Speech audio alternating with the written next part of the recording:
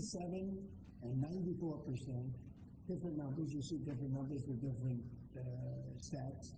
But 97, 94, 95, 96% of the people are against me in the sense of the newscasts are against me. The stories are they said 97% bad. So they gave me 97. They'll take a great story and they'll make it bad. See, I think that's really illegal, personally. You can't have a free airwaves. You're getting free airwaves from the United States government, and you can't have that and say,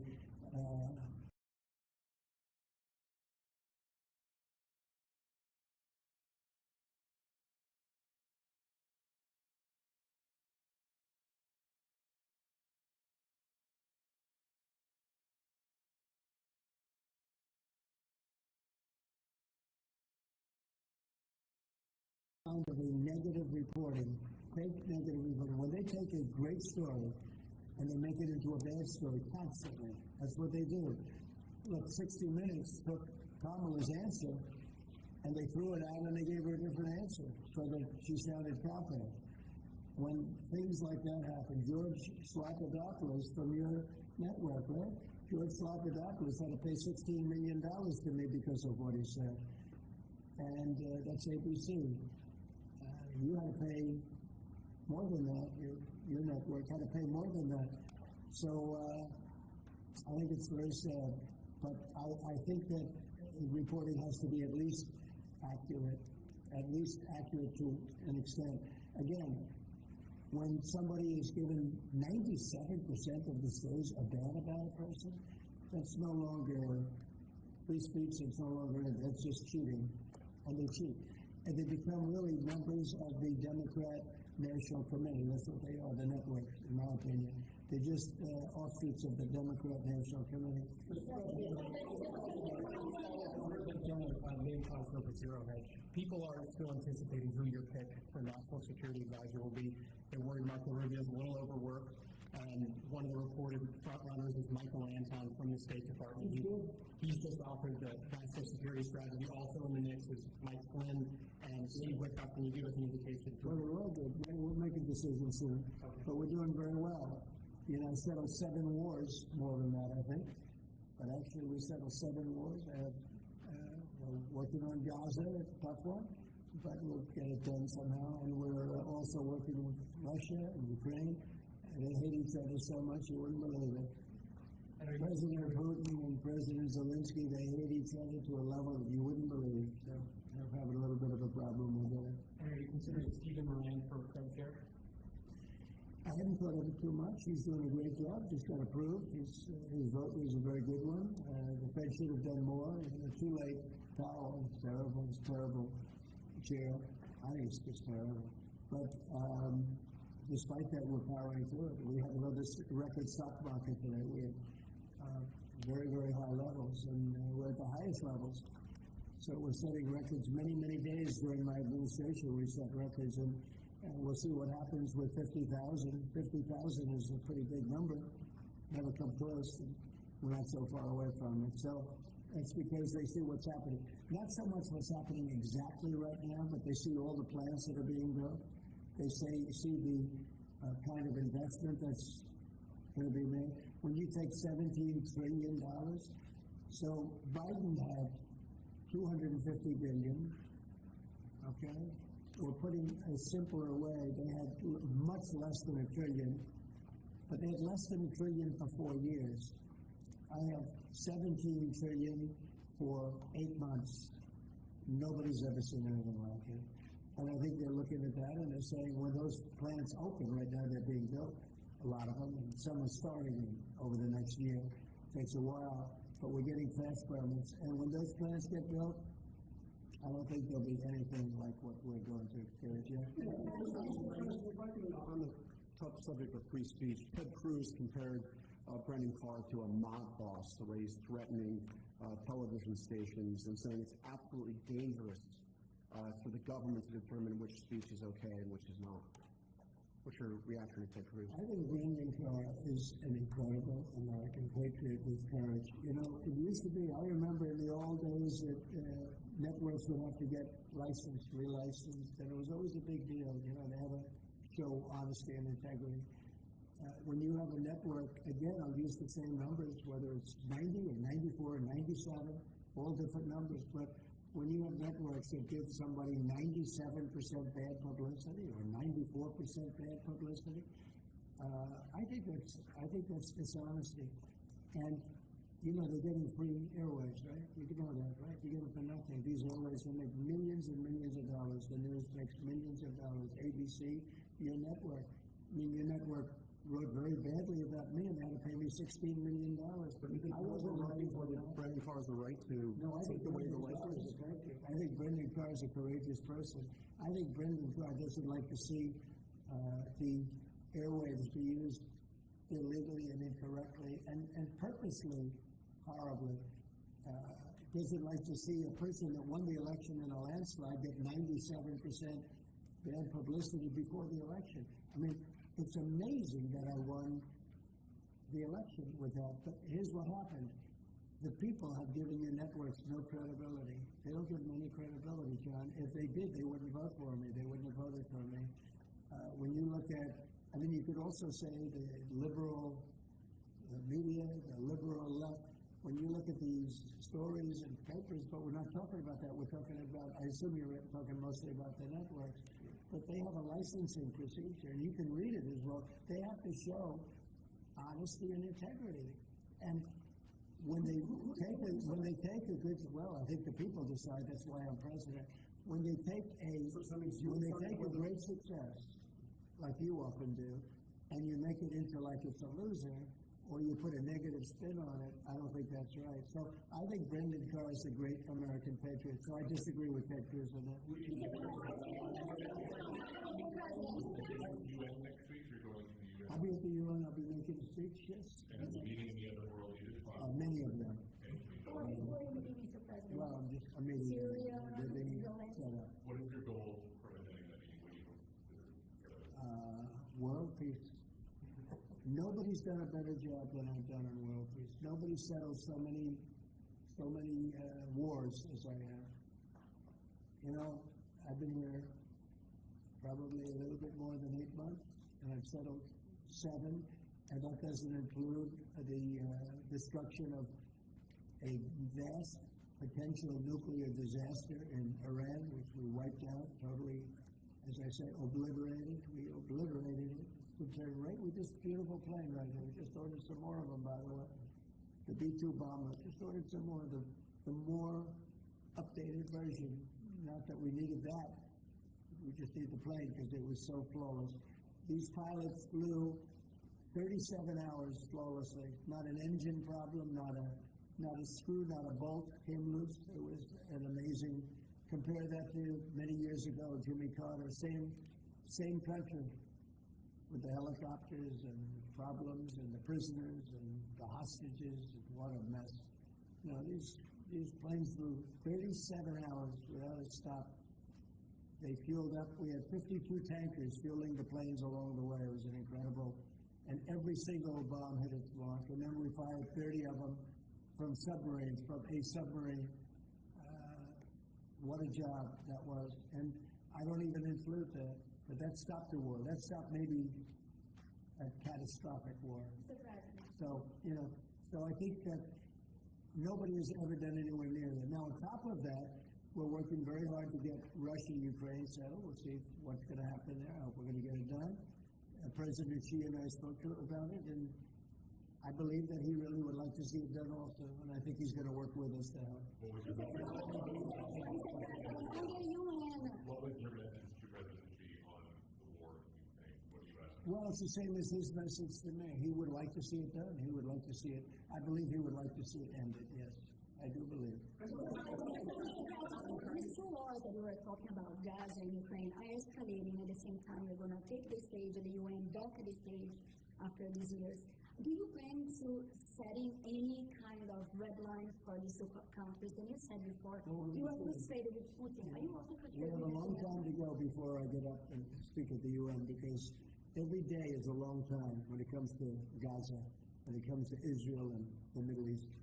So we have a long time to go, but you know a lot of my opinions, and remember this, you can't forget October 7th either. People are forgetting October 7th. They forget it too quickly. That was one of the worst days in world history. It was the most evil attack that I think you could really say babies were involved, little babies were involved, having their heads chopped off and all of the things that took place. You can't forget that. I don't forget that. A lot of people do, but I don't. Yeah, please. Mr. President, what goes into retaking Bagram? Does that require boots on the ground? We'll see what happens with Bagram. We're talking to Afghanistan. It should have never been given up. It was the most embarrassing day in the history of our country. There's no reason to give it up. I was leaving Afghanistan. I was leaving. I was the one that got it down to 5,000 soldiers, but we were going to keep Bagram, the air base. I said it yesterday, and we had an incredible trip, as you know, to the UK, and I said it during the press conference. It's one of the most powerful runways ever built in terms of weight, length, and load, what it could take, and we just gave it up for nothing. We gave it up for nothing. There was no reason to give it up. We weren't going to leave Bagram. Joe Biden didn't know what he was doing. We had a man that didn't know what he was doing. We had a man, by the way, that didn't approve. If you take a look at what's happening in Congress, we had a man that signed everything with almost everything with an auto pen. And he didn't tell the people from the auto pen, whoever was using it. The one man that used it predominantly said that Biden only spoke to him twice, and it was only about the weather. Okay, it was about nothing. So those pardons that he gave are illegal. He gave illegal pardons. And that includes the congressman that destroyed and deleted all the information from J6. They deleted everything because it turned out that they were wrong. It turned out that I offered 10,000 National Guard or soldiers, whatever they wanted, and you wouldn't have had a problem. And they turned it down. Nancy Pelosi turned it down, and the mayor of Washington, D.C. turned it down. They deleted everything when they destroyed it, illegally destroyed it. And Biden gave them a pardon. And Biden gave a lot of other people pardons that, frankly, would be in jail if it wasn't for those pardons. But those pardons now are illegal, according to just about everybody. Chief of James, are you disappointed that the U.S. Attorney for the Eastern District of Virginia has not prosecuted the Chief of James? Do you intend to fire him?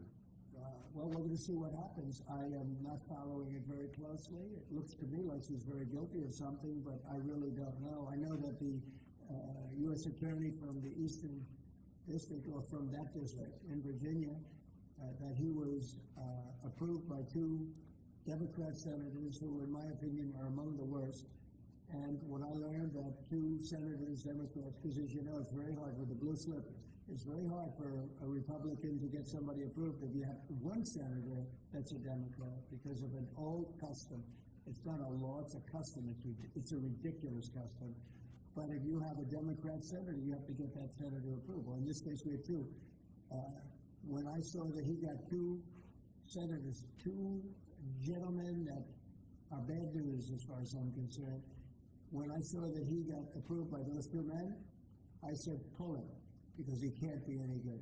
So you want him fired? You want him out? Yeah, I want him out, yeah. When I learned that he was blue-slipped through by two Democrat senators in Virginia, people that would never vote for it, people that haven't voted for us for probably years, okay, probably years. In my opinion, two bad guys. You know, they are Warner and Kane. Two bad guys, bad senators too. They do a terrible job for the people of Virginia. But when I saw that he got approved by these two terrible people that haven't voted, they just don't vote, no matter what it is, we could give them the greatest deal ever, and they still wouldn't vote. And they voted for this guy. And I have other people, judges, and I have U.S. attorneys from other states where I have the same situation, and they can't get approved. So when I learned that they voted for him, I said, I don't really want him. Okay.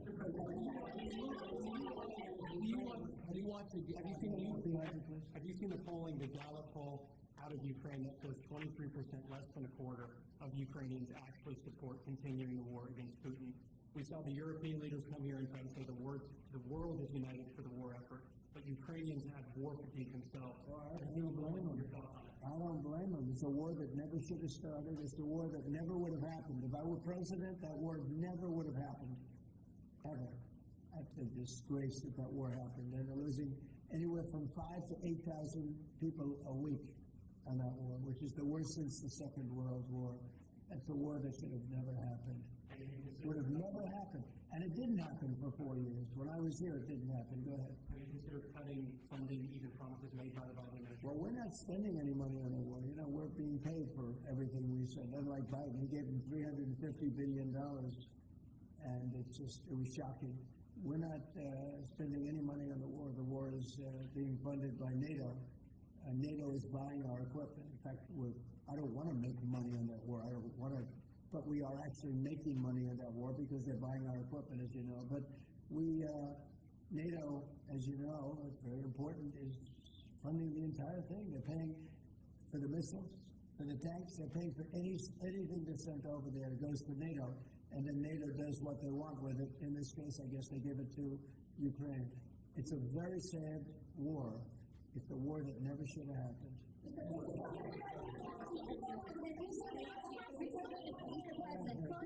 TikTok, could you tell me, is the U.S. government going to take a board seat in the company, and will the U.S. government get a board seat within the company? Well, we're going to announce that. Are you talking about TikTok? Yeah.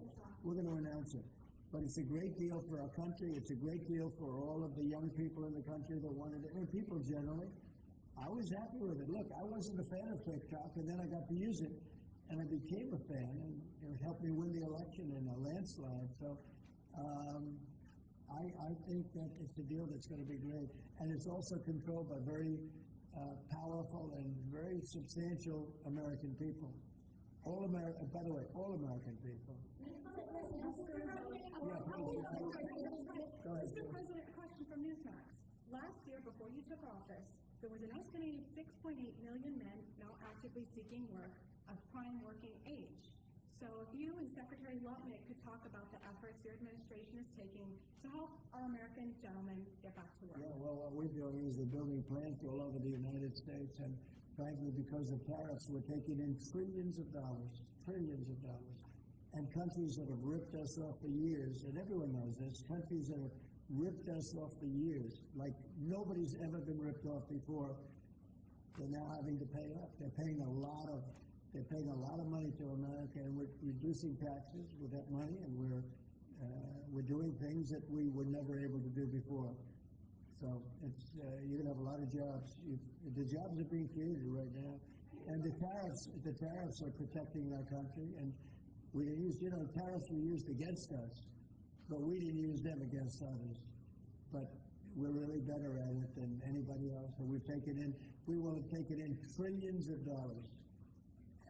Nobody's ever seen anything. Even people that were against the tariffs, now they see the way they're working. And by the way, with no inflation, with no problem, we're just building up cash, and we're using that cash to reduce taxes, reduce debt, and other things. It's a great thing to watch. And your honest reporters are saying they've never seen anything like what's happening. Our country is becoming very rich again only because of tariffs. If I didn't get elected, this country it was a dead country. Look, we were a dead country a year ago, and now we're the most successful, most vibrant country anywhere in the world. Healthcare control. You're on television. Thanks, tonight, in a few minutes, Steve Bannon will appear on my show. He floats the idea that you should dual hat Secretary of Treasury Scott Bessent, not only as Treasury Secretary, but as interim Fed Chair. Would you be willing to entertain that? In other words, you like Scott. So do I. And I like Steve, too. Yeah. Would you like to see that in dual Well, hat? we could save a little bit of salary. I think I could maybe make a deal where we just give them one salary. I have a couple of them. I don't think you need I have Marco. No, I don't think so. We have Marco's got about 3 positions. He's doing great also. No, I don't think that's going to be necessary. Actually, I went to Scott and I talked to him about that position, and he loves what he's doing right now. So he's not in the mix because he loves being Secretary of the Treasury. follow-up. Today is the first day of early voting in the Commonwealth of Virginia. Are you planning on campaigning for Winston Sears, John Reed, or Jesse Mayaris? Well, I'm going to have to look at some of them. As you know, it's sort of a semi-local election. I've been watching it ever since the years. Who do you like of the group? Who do you like? All of them? You like them? Well, I'll take a very strong look. For you, I'm going to look. Secretary Kennedy's panel on vaccine changed its broad recommendations on COVID-19 vaccines today. Are you comfortable with that change, or would you like to see Americans take the vaccines that were developed under your tenure? Yeah? Well, the vaccines, according to a lot of people, and if you look at charts, have had a tremendous, Operation Warp Speed was, just according to just about everybody, was one of the greatest things that any president has ever done in this country. So we're very proud of it. I'm very proud of it. I'm also very proud of Regeneron and some of the things that came out of, all of the labs and all of the research that we've done. So I don't know exactly what the final determination is, but I had the vaccine. I was very happy with it. Here I am. Bobby Kennedy seems to be undoing what you did with Operation Warp Put Speed. it in there because I want to have opposite views. That's okay. I think we're going to have something very, very big coming up soon on autism. Autism is totally out of control. And one of the most important things that, in my opinion, I had to do is to see what's going on with autism. We're going to have a news conference early next week on autism, and I think you're going to see some things that are amazing that we've learned that somebody else wouldn't have learned. It's out of control, autism, out of control. And I think we maybe have the reason why. But is Bobby Kennedy going too far in unwinding the vaccines? He's saying for older people, he's saying for older people, a lot of people agree with that. And, but I can tell you this, Operation Warp Speed, one of the greatest things the president has ever done for this country. And you can say the world, because when we came up with that vaccine, the whole world opened up. But I put Bobby there as somebody that will go either way. And I want the facts, but I also look at facts from Pfizer, where they spent a lot of money, and the other drug companies, they spent a lot of money on finding out the results after the fact, and the results were amazingly good. I'm wondering if you've seen the video put out by former Israeli hostages addressed to you. One is a widow of one that died, and these are people who are freed thanks to you. But they're actually encouraging you to force a ceasefire, force Netanyahu to ceasefire. And they didn't address it to him because they think you're the one who might actually listen to them and get it done. They're worried that the hostages who are still there are more at risk if the war continues. Well, they might be. They also, maybe they'll be freed because of that. You never know how. Look, war, I was saying, war, a lot of strange things happen. A lot of results take place that you would never think were going to happen. As you know, I was able to get most of the hostages out. We're down to 20, and we have 32 dead people. You know that. We have 32, maybe more, 38, but between 32 and 38 people that were dead, mostly young people. And I dealt with some of the parents. And we got all our Americans out, as you know, but now we're talking about mostly Israelis. But I dealt with parents, I spoke to parents, and they want the body of their son, I believe in almost all cases sons, but they want the body of their cherished, beautiful son. They want the body back as much as though he were alive. It's so sad to see. But I've dealt with the mothers and fathers, please, sir, please, the body of my son, they know he's dead. And they just want him back. They want him back as much as though he's alive. I mean, it's very terrible. And, we have very close to 40 bodies that are included in the whole thing. But we have 20, probably 20 that are living. It might be a little bit less because a couple of things. Look, young people don't die. Okay, they just don't die. And you can take a lot, but a lot of people have died in these horrible tunnels. They're mostly in the tunnels. I know a lot about it. I got them out. But I always said the last 20, when you get down to the last 10 or 20, it's going to be very tough. It's a nasty situation. You can't forget October 7th. but it's a messy situation, terrible. Mr. President, on Gaza, the UN concluded this week that Israel committed genocide in Gaza. What are your thoughts on that? Well, I haven't seen that. I'm looking at it, but did anybody commit genocide on October 7th? What do you think about that? That was genocide at the highest level.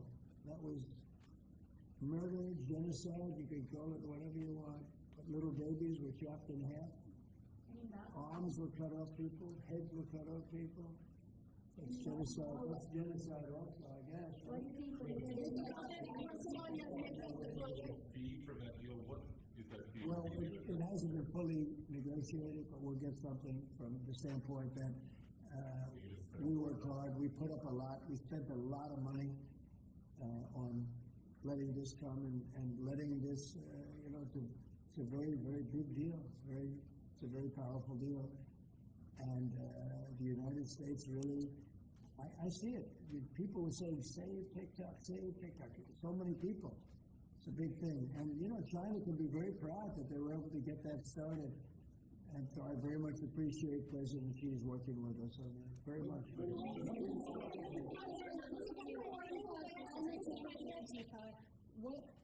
What comes next after designating Antifa? Well, we're going to designate too, but we're going to look at the people that funded Antifa, see who they are, where they came from, and why they did. Have you seen Portland at all? If you take a look at what's happening in Portland, it's amazing. This has been going on for years. It's just people out of control, crazy. We're going to stop that very soon. We have to get rid of a couple of other problems first. We're going to get rid of the problems in Memphis where you can't even walk a block without getting shot. We're going to get rid of the problems in Chicago. Chicago's a great city, and we have to save it. We have to save it. I told you I had the head of the Union Pacific Railroad in my office, and I said, so what do you think? You go to every city. You have railroads in you are the biggest railroad, beautiful railroad. He's a great guy. I said, what do you think? He said, sir, save Chicago. Don't let it go down. Save it. The way he said it was so meaningful to me. It was so terrible. In a way, it was terrible. Save Chicago. Who would ever think that we'd be sitting here talking about saving Chicago? Chicago's a great city. They have a terrible mayor. Terrible. He's at 5% approval rating. Incompetent person. They have an incompetent governor, in my opinion. He's incompetent. 11 people get shot. He says crime is in a good shape. I mean, they're losing 4, 5, 6 people a week getting killed by bullets, by knives. And then he says how wonderful it is, Chicago. So, it might be wonderful for him. I think they're afraid. Look, he's not a stupid guy. I really believe they're afraid to say, politically, I guess, from an ideology standpoint, from a democratic standpoint, he is afraid to say the fact that they have a very unsafe, very dangerous city. He should say, I'm going to call President Donald Trump, and I'm going to ask him to send in the troops, to send in the National Guard and clean his hellhole up. Because Chicago can be a great city again. I'll tell you what, Washington, D.C. is a great place again. It's booming, and the restaurants are booming. And 6 months ago, 7 months ago, nobody could go outside. And even just walking around the White House, people here are thanking me for what I've done. They're thanking me. They're saying thank you. I almost know what they mean, because they can walk to work. And even when they took Uber and they took other forms of transportation, they felt unsafe because the car was hijacked while they're in there. They take a car, and it's being hijacked as they get into the car, and they did that for safety. And now we have a safe place. Here we've taken 1,500 people out of career criminals have been taken out of Washington, D.C. And we weren't very nice about it.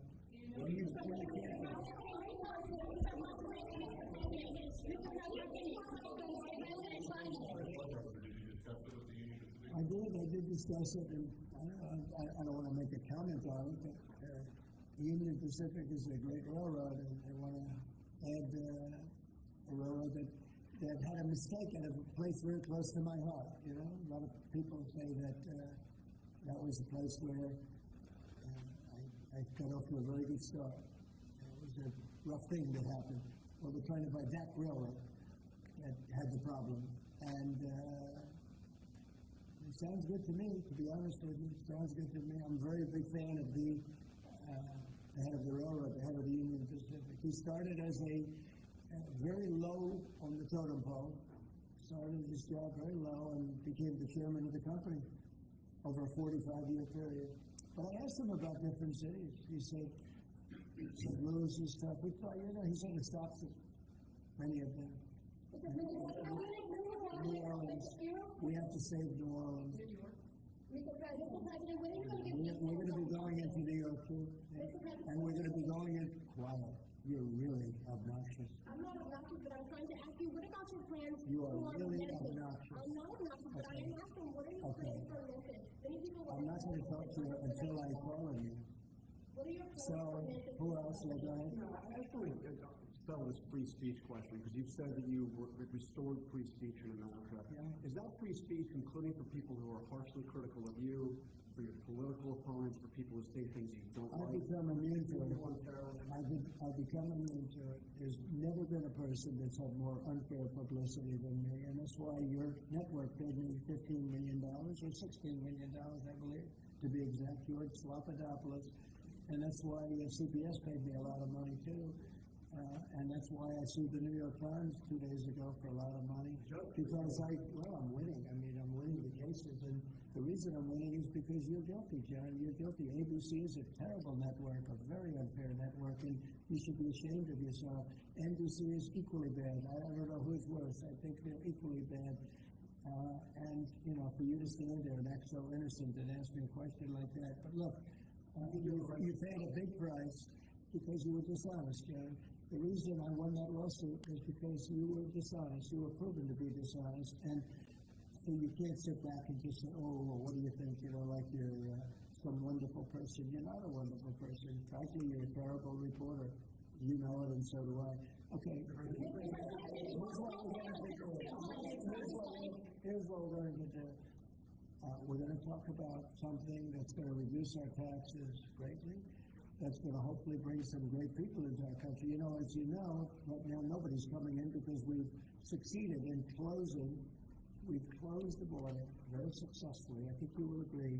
We had nobody come in for the last few months. I mean, it was actually said zero. Even I can't believe zero, but the numbers are put out by very impartial people or people that have a tendency to be on the left. And they actually said for the last 3 months nobody came in. We have a very strong border. It's a closed border. People are coming into our country, but they're coming in legally. It's a beautiful thing to watch. But we are doing something where, rather than coming into the border, 25 million people came into our country during Biden. One of the saddest things. The worst thing, look, he was horrible in inflation. He was horrible in just about everything you could be. I don't think he was good on. He wasn't even fair on anything. It was a horrible administration. He was the worst president in the history of our country, and we have to mop it up. The hardest thing that we have to do is to get rid of the criminals that he allowed into our country from prisons, from mental institutions, gang members, drug dealers, and we're getting them out, and we're getting them out fast, and we're making America safe again. Great again, but we're making America safe again. And it's an honor to do it. But this is an unforced error. What they've done is this is just an unforced error. So I'm going to ask Howard to speak. Howard's done a fantastic job, as you know, Secretary of Commerce. And I'm going to ask Howard and Will, could you just give a quick description of what we're doing and what we're signing, et cetera? And I will do that. So We have 2 items for your attention today, sir. A major focus of your administration has been shifting the conversation and shifting the policy dynamics around the issue of immigration, closing the border, preventing illegal immigration, but also, as is the case with the executive order in front of you, opening new pathways for truly extraordinary people to come contribute to America instead of taking away from it. So this executive order is entitled the Gold Card. It will set up a new pathway, a new visa pathway for foreigners of extraordinary ability who are committed to supporting the United States for a payment of $1 million to the U.S. Treasury, or if a corporation is sponsoring them, $2 million by that corporation. and that will give them access to expedited visa treatment as part of this new Gold Card program. And one of the biggest problems we have is that people, they go to the best schools and they do great and they get great marks, and then they're thrown out of the country. You're not allowed to stay. This way, a corporation will be able, sort of like a signing bonus in baseball or football, a corporation will be able to get them to stay in the country. And I think it's going to be tremendously successful. Howard, would you say a few words about that? Sure. So historically, the employment-based green card program let in 281,000 people a year. And those people, on average, earned $66,000 a year on average, and they were 5 times more likely to go on assistance programs with the government. So we were taking in the bottom quartile, below the average American. It was illogical. The only country in the world that was taking in the bottom quartile. So what we are doing now is we are going to stop doing that. We're going to only take extraordinary people at the very top. Instead of people trying to take the jobs from Americans, they're going to create businesses and create jobs for Americans. And this program will raise more than $100 billion for the Treasury of the United States of America. Which we'll use for cutting taxes and paying down debt. We think it's going to be very successful. Essentially, we're having people come in, people that, in many cases, I guess they're very successful or whatever, and they're coming in. They're going to spend a lot of money to come in. They're going to pay as opposed to walking over the borders, and they may come from jails, prisons, and everything else. These people don't. They're very productive people. And they're going to pay $1 million. The corporation is going to pay $2 million. And it's going to raise billions of dollars, billions and billions of dollars, which is going to go to reduce taxes, pay off debt, and other good things. So I think it's going to be very successful. What? Are the big tax on board with this decision? What's going to, I wish you'd speak more clearly, I really think. Give it to me again. Are the big tax, the CEOs on board with this decision? Big tax? Big tax. Yes, big tech, yeah. Big tech, it's every company. It's big tech, it's big tech, it's big everything. Okay? It's a company. I said it's not a tech company. It's tech companies and everything else. It's companies having a hard time getting people to be able to stay in the country. It's very difficult. Now, if you want to walk through the border, you can have no problem. People say, well, the best way to come in is walk right through the border. But they can't do that anymore because under our administration, the border is totally closed. You can only come in if you come in legally, and that's the way it's been, and that's the way it should be. And we're taking a lot of people out of the country that are here from prisons, from jails, from mental institutions, and even insane asylums, people that are crazy. We're taking them out of the country. We're getting them out of the country because you can't have a country like that. And I tell you, Christie and Tom Holman and all of the people that have worked so hard on this, they've done an unbelievable job. And I think we're getting great marks for it. People feel safe. Washington, D.C. is just the beginning. We brought the numbers down in Chicago a little bit by having the FBI in it for the last 5 months. We brought the numbers down in Memphis a little bit, but now we're going for the big one. Now we're going to go for the big one. But we set ourselves up very well in Chicago, Memphis, New Orleans a little bit, going in early, just to see what was happening. We study it. We're studying the site. It's sort of like war. I mean, I hate to tell you, it's like war. Some of these people are really bad. They're really, really sick people. They're dangerous people. They're killers. They're murderers, drug dealers, and you can't have it. You can't have a country like that. It's so beautiful to see Washington, D.C., that people are walking down the middle of the street, and they're going to restaurants, and you are too. And half of you were mugged. I mean, I don't know if she's here now. I don't see her, but some people were badly mugged that were reporters. 2 of the people right standing in the back of the room were mugged. And we're not going to have that anymore. And if you look at the crime stats in Washington, D.C., you have a safe place again. They were afraid to go to a restaurant because the restaurant would be held up while they're having dinner. And so they'd be mugged going there, and assuming they escaped the mugging, they go to the restaurant and then they're held up. This is how bad it's been. Follow up on the visa question. I think this may be the next thing that you're signing, but for the H-1B visa action that you're doing? Sure, next, we'll talk about that. You're very close to the technology Yeah. CEOs. Are they concerned about that? I think they're going to be very happy. Everyone's going to be happy. And we're going to be able to keep people in our country that are going to be very productive people. And in many cases, these companies are going to pay a lot of money for that. And they're very happy about it. Okay, we'll talk about that next, Sarah. Okay.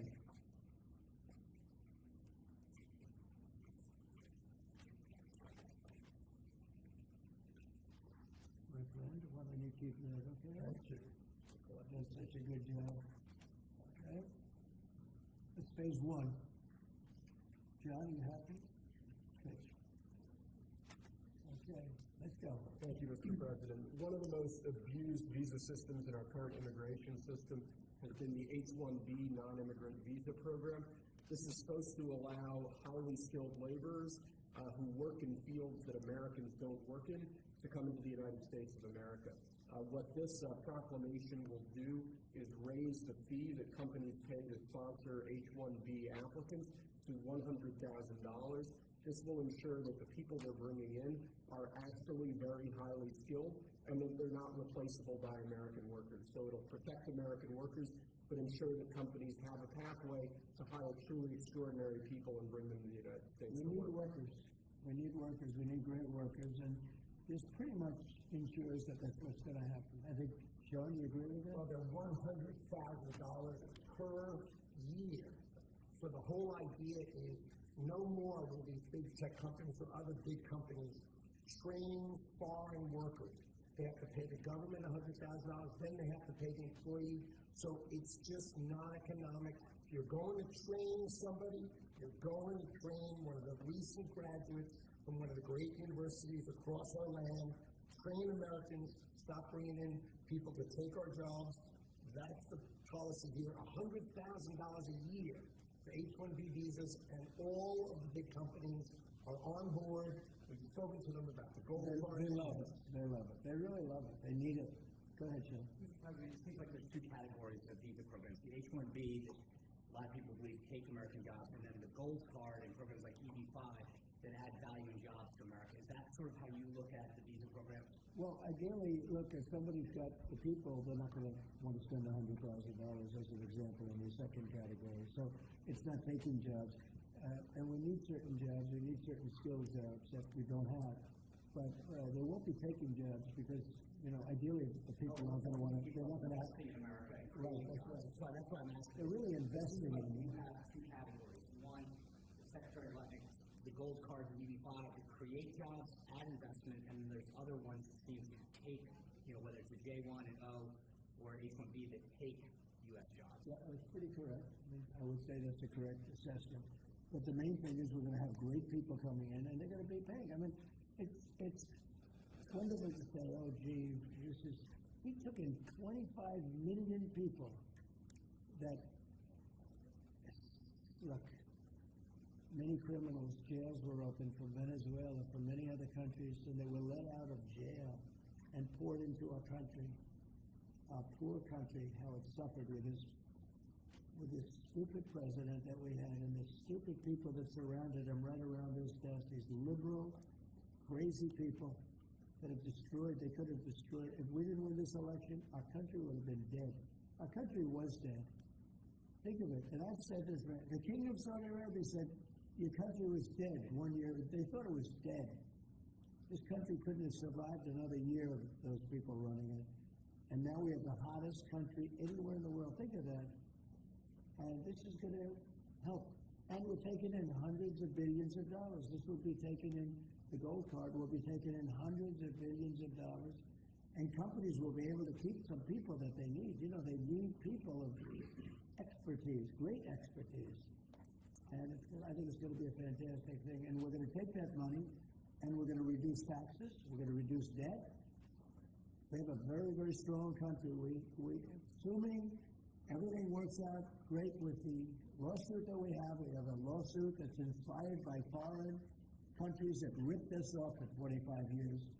But assuming we win that, we hopefully win this in the Supreme Court of the United States. We have a country that no stopping us. We're rich, we'll be rich, we can take care of poor people, We can take care of our military. We can take care of everything. We can take care of beyond the country. We can help take care of the world. That we don't need to just be the same struggle that we've had for years, where other countries charged us tariffs and they ripped us off. Our country has been ripped off more than any country in the history of the world, and now we're doing what we have to do. We're taking in billions and billions of dollars at levels that nobody has ever seen, trillions of dollars, and we're using it to reduce debt. We're using it to reduce taxes. The great big beautiful bill is a big tax reduction. It's being paid for by the tariffs, and people are paying a lot less money in taxes. They're being, think of it, no tax on tips, no tax on Social Security, no tax on overtime. It's an unbelievable phenomenon. It really is. It's the golden age. We're making it the golden age. Without the tariffs, it would be impossible. And China, for years, charged us tariffs, and they continue to do it, and so do other countries. Most countries, they charge us. They were ripping. Look, the European Union, as you know, I get along very well with them, but they ripped us off so badly. Nobody's ever seen anything now. The European Union is paying us $950 billion, and they're paying us $750 billion to buy our energy, and they're okay with it. They signed the agreement. You know, it's not like anybody forced them to do it. They're okay with it. Tariffs are making our country very rich again, and we'll be able to take care of our debt. We'll be able to take care of our taxes, lower taxes. We'll be able to take care of Medicare, Medicaid, Social Security. We're going to be a rich country again. Without tariffs,